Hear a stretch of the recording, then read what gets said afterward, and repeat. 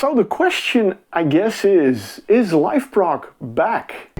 People keep asking if I'm back, and I haven't really had an answer. Yeah, right, nobody asked me that question, but still when I posted a first video after about 9 years, there were a lot of reactions on it that people were like happy and good to see you back. Oh, wait a minute, they said something about back. But you know, I was wondering for myself, I didn't have an answer to that question myself. I do have now. But now, yeah, I'm thinking I'm back. I'm thinking I'm reviving LiveProg, but in a different way. So let me explain to you why I'm back, what my plan is for the channel, and I don't know, let me just start this video over again. Well, I love LiveProg. It's just amazing. Well, it's the best. It's changed my life. Well, absolutely, of course. I find it a form of sexual healing. Hey, welcome to LiveProg and welcome to yet another video, the third brand new video on the channel. And yeah, I'm coming back, I guess. Yeah, I don't know why. It kind of organically happened. I didn't see it coming, by the way. I really thought, you know, progressive rock and me were kind of done, but you know, Malcolm was right. Life found a way. It all started, to be honest, with Porcupine Tree. When they released Closure Continuation, I picked up on that and was like, wow man, they've been gone for a long time and they're getting a new album out. And I was like, all right, I bought the album, of course, because I'm a huge Porcupine Tree fan. Shortly after that, I also heard that Casual Silence came back. It's like, wow man. And in the meantime, I had picked up on Time Lock. Well, I told you in a previous video about that. They also came back after 13 years and they also are active again. So I figured, you know, lots of things coming back and I picked up more things. Mangrove. The Dutch band Mangrove is also back, so there's a lot going on in the prog world and a lot of old bands are coming back, so I figured why not LiveProg? And I was kind of, you know, burned out. Burned out is a tough thing to say, but for the last 8.5 years I did a YouTube channel on comic books, which was fun to do, but at a certain point I was kind of like, I think I'm done with it. I don't have the energy, I don't have the inspiration anymore, and I figured out what am I going to do. That was the moment when I got some promos from Gentle Art of Music with the new Subsignal album, with the Violet Jasper album, and I figured, you know what? Why not give it a try and see how it goes? And I kind of enjoyed that, and I figured, okay, let's maybe. I got the, you know, the Time Lock album. I have it here as well, and I figured let's do that as well. So yeah, I kind of like it again. I mean, I gotta be honest, video-wise, speaking about comic books is much more fun because. Comic books are a visual medium. Music is something you need to listen to. So talking about music on camera, back then when I started LiveProg, you know, I just added samples in it so you could hear parts of the music during my videos. I can't do that anymore these days. You know, rules are so strict these days, I can't do that. So I'm not gonna do that. Unfortunately not. It's just me talking and showing you some artwork and stuff like that. So that's what I'm definitely going to do, focus more on the artwork because I got a couple of nice things. So anyway, with that Porcupine Tree release, you know, my kind of interest in progressive rock started to come back a little bit. I started to pull out some stuff from my archive, started listening to things again. I went to the Casual Silence concert. That was a lot of fun. So slowly it started again. I think it got a little bit of a boost back in October when I went to the Arena show in Helmond.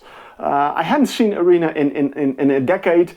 They had Damien Wilson on vocals, so I was curious about that. I had not heard the new album at all. So I was like, all right, I'm gonna go. And I was there, and it's like, oh man, I miss this. I really miss this. And from that moment on, I not only started to listen more, but I also started to buy more. And I got some stuff here that I wanted to show you guys. All the stuff that I kind of bought since that Arena show. To show you, know, how much of a boost it got. And well, of course, I have to start then with Arena. I mean, all the albums that I kind of missed out. In 2014, I stopped. Let me briefly get into why I stopped with LiveProg. Back then, I did it as a hobby. Oh, my watch is telling me that I need to exercise, but I'm doing exercise with my hands here.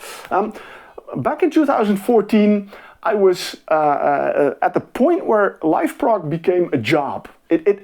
I got so much albums to review, and I wanted to review them all, and there was a lot of music in it when I thought it was nice, but you know, and I had to listen to a lot of stuff. My wife started to really hate it.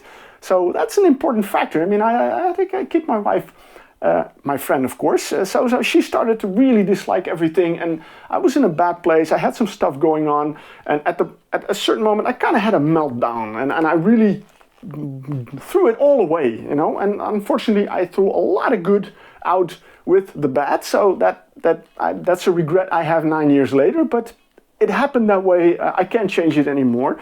So that's why I quit. And definitely for a year, I had listened to nothing remotely towards prog. Nothing. So that shows how in a bad place I was. But over the years, that changed. And as you can see, I'm back. I'm back on the channel, music-wise. So everything from 2014, I kind of missed out on.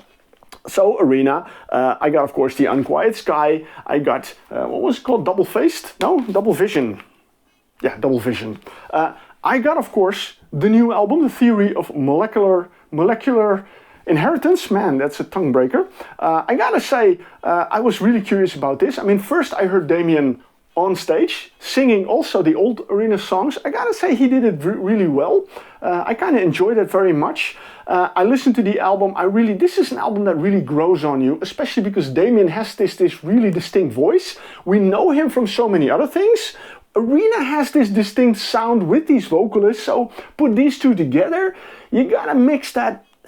Take some time to get used to, but it works really well, and I really love this album. And of course, I decided, you know, when I'm at it, why not buy Liveian as well, the live album, which is really awesome. So I'm happy with that. That's the stuff I bought. I'm going to do it random, not in order. An important album I bought was Fear. Fuck Everyone and Run.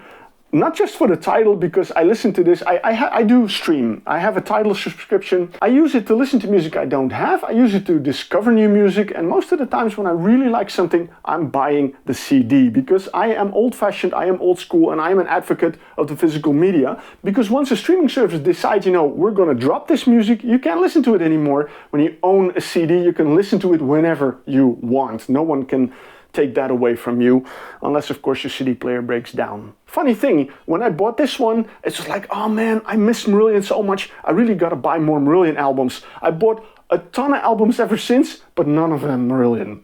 Another artist I am a huge fan of, as I said, is Porcupine Tree, and Recordings was one I missed on, so I decided to get me a copy. And I also dug a little bit more into the solo work of Steven Wilson, so I got this beautiful Hand Cannot Erase with the Blu-ray version on it, which is awesome because, you know, Steven Wilson is also known for his remixes, his surround mixes and that kind of thing. So there are some serious good mixes on this, but the album itself is really brilliant. Of course, I bought the Harmony Codex. I haven't listened nearly enough of it to really appreciate it and discover all it has to offer. And in the meantime, I also bought 4.5. You know, I was like, I need to buy a CD. I went out and this was all I could find, and I figured out, well, why not? So I listened to it. Good stuff. I really love that very much. Some other stuff. I mean, I'm definitely still a big fan of the symphonic metal. So Epica is something I'd love to buy. And I bought myself some Within Temptation. I'm kind of completing my Within Temptation and Epica collection as well. Another thing I bought because I'm you know, symphonic metal, I kind of put Avantasia in that corner, and I found a beautiful art book with 2 CDs in it, which includes the album instrumental on it. I found this for practically the same price as a regular CD, so that was an easy buy. The only disadvantage is it's a huge thing, so I can't really fit it in my CD collection. That's I think the curse of every collector when you buy these special editions and luxurious versions. Often they're a different size and they don't fit in your CD cabinet. But hey, that's a small price to pay for this awesome thing.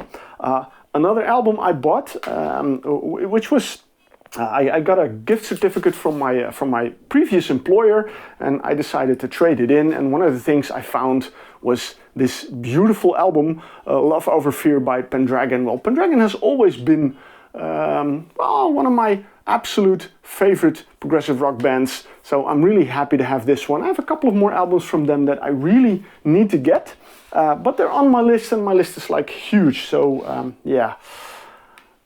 PTS. PTS Tides is one of the albums I've always kept. This one I liked it, but it wasn't as, to me, it wasn't as awesome as Tides. So that's why back then, 9 years ago, I sold it.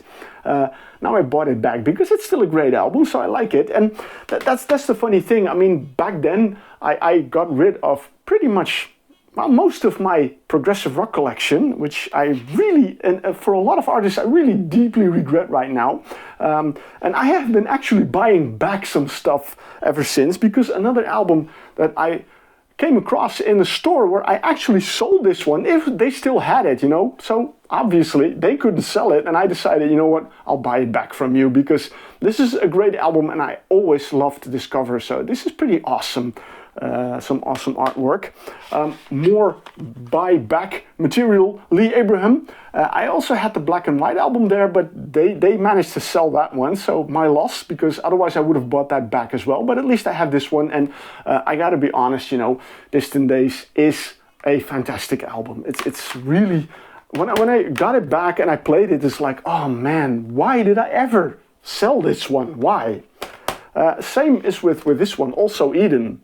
I had all of them, and I sold all of them. And there's one that was included in here that was unfortunately also sold, so I gotta find a copy of that one as well to get this one complete again. But at least I have my Also Eden albums back. So, you know, new stuff, buyback stuff, some vinyl as well. As I mentioned, of course, in the previous video, I got the Time Lock album. Another album I bought was this one. Like I said, Within Temptation, I kind of love this one. I'm realizing now that I also have a vinyl copy of Resist. That was the first Within Temptation album I bought in years, and I kind of liked it. This one came out, and I was like, okay, I'm gonna buy it. And I found a limited edition copy in my favorite record store here in Eindhoven, Velvet Music. So I bought it there, and I gotta say I love it. It's really nice and heavy, got a good crunch to it, so that's awesome stuff. And again, at Velvet Music, the guy who owns it, he said, you know, hey man, I have a copy of the Sylvan album that I recently purchased and I'm gonna sell in my store. And it's like, whoa, Sylvan, wait a minute, I love Sylvan, I got a couple of CDs of them.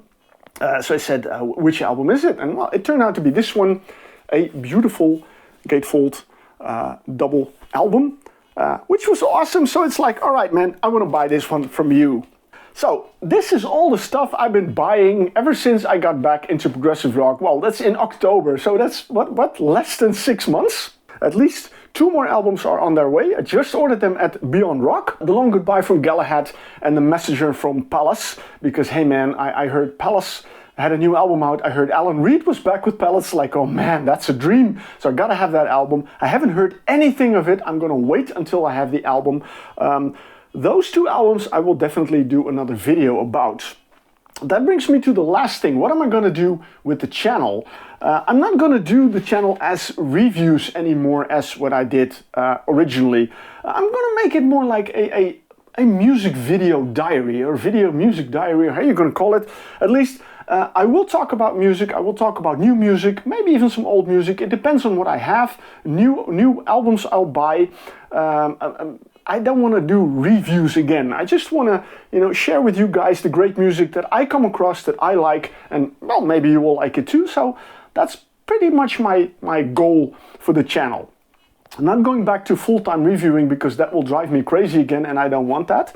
So I just want to share my love for the music through my channel, through my videos. So that's what I'm going to do here, and if that is what you like, then I would say subscribe if you haven't already, because I noticed that, you know, not a lot of subscribers left the channel in these past 9 years. So that's pretty cool. I really appreciate that. Thank you guys for the ongoing support, or maybe you just completely forgot you ever subscribed to the channel. That is also possible. Then again, you may be pleasantly surprised that new videos are popping up, and there will be more videos. I don't know at what frequency, but keep an eye on the channel, because I will bring some more stuff. Oh, another thing I'm going to do more, and that's twofold basically, is interviews. I want to do more interviews with bands, with musicians, either in person, or if that's not possible through, you know, the distance, the geographical locations and everything, I'm also going to try to do live streams on the channel. I haven't done that back then.